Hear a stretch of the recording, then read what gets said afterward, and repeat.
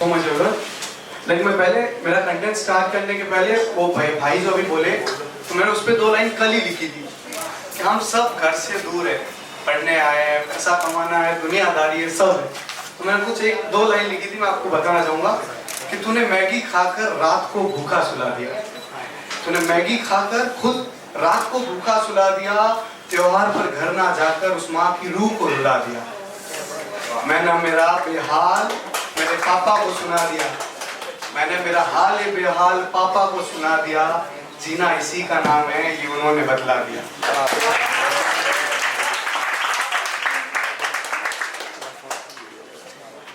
तो यूं है कि एक दास्तां शुरू हुई थी सालों पहले, आज उसे खत्म करने जा रहा हूँ।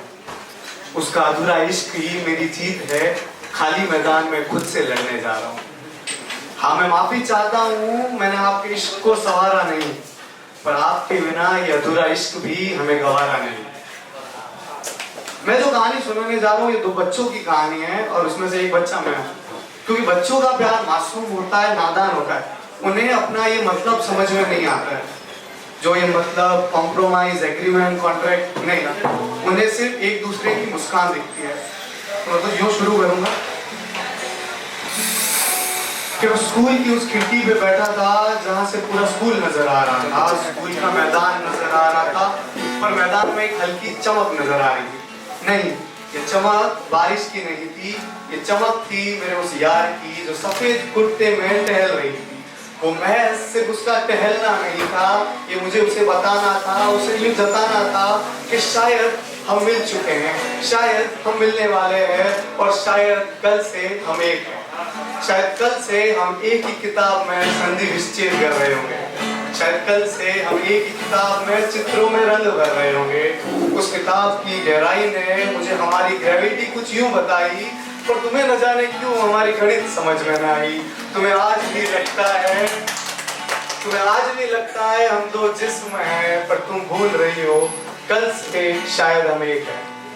और स्कूल के मार्केट में भी हमारा जो शेयर का प्राइस था वो भी काफी ऊपर जा चुका था कि स्कूल के जेलरों को पता चल चुका था कि 2 कैदी फरार हो चुके हैं, अभी अपनी ही दुनिया में एक संगीन जुर्म करने जा रहे हैं। पर मैंने मेरी दलीलें कुछ यूं पेश की कि उसका हर बात पे मेरा जिक्र करना, क्या ये इश्क नहीं? उसका यूं बेपरवाह मेरा फिक्र करना, क्या ये इश्क नहीं? मुझे देखकर यूं मुस्कुरा जाना, क्या ये इश्क नहीं? किसी और के साथ देख यूं खफा हो जाना, क्या ये इश्क नहीं? हमारी हॉस्टल की दीवारों में आंसू कहीं देखे थे, पर आज तक सिर्फ माँ बाप के लिए थे। उस दिन तो वो दीवार भी पूछ बैठी कि आज आंसू क्यों, क्योंकि उस दीवार ने हमारे सुख दुख सवारे थे। मैंने भी उसे मुस्कुरा के कहा, ये आंसू मेरे नहीं हमारे थे, क्योंकि कल से हम एक हैं। हमें 4 साल हो चुके थे, हम 4 साल से साथ थे, भले ही दूर क्यों। हम 4 साल से साथ थे, भले ही दूर थे, न जाने वो रूठ गए ऐसे नसीब के कसूर थे। तो आपके जाने का गम नहीं, आपके जाने का गम नहीं, आपने रिश्ता तोड़ दिया उसी बात का भी गम नहीं, पर सोचो हिमालय से शिव रूठ जाए तो क्या होगा? सोचो गणेश जी से मोदक रूठ जाए तो क्या होगा? सोचो तुम्हारे सपने का आईना तुम्हारे सपने में टूट जाए तो क्या होगा?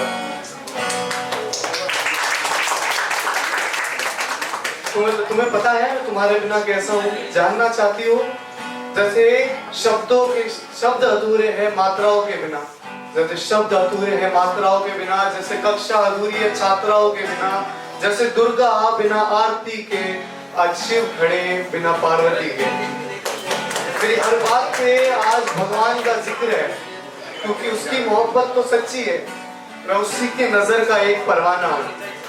मेरी हर बात पे आज भगवान का जिक्र है, क्योंकि उसकी मोहब्बत सच्ची है और मैं उसकी नजर का परवाना हूँ। हम तुम्हें खुदा मान बैठे थे, आज मैं उसी मोहब्बत का दीवाना हूँ। अब यूं है कि वो मुझे पागल करार कर चुकी थी, पर मैं अब भी थोड़ा जिद्दी सा, भूल कर भी उसी का नाम जपना, देर रात तक सहलाना उसका सपना।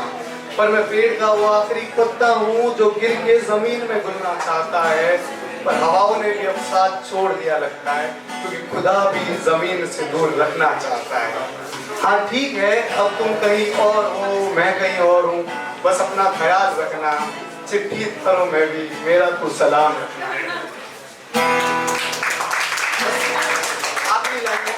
आखिरी लाइन है जो मेरे दोस्तों के लिए। तो यूं कहा गया है कि मोहब्बत हमेशा यारों की गलियों से गुजरा करती है, मोहब्बत हमेशा यारों की गलियों से गुजरा करती है, क्योंकि उसे भी पता है इस किताब का आखिरी पार्ट इन्हें ही बनना है। क्योंकि मैं आज चंद लोगों के साथ खड़ा हूँ, मैं आज चंद लोगों के साथ खड़ा हूँ, या बंदा एक एक नेक है। मैं आज चंद लोगों के साथ खड़ा हूँ, या बंदा एक एक नेक है। तुम आज दर्द दे जाओ भले, कल से हम एक हैं।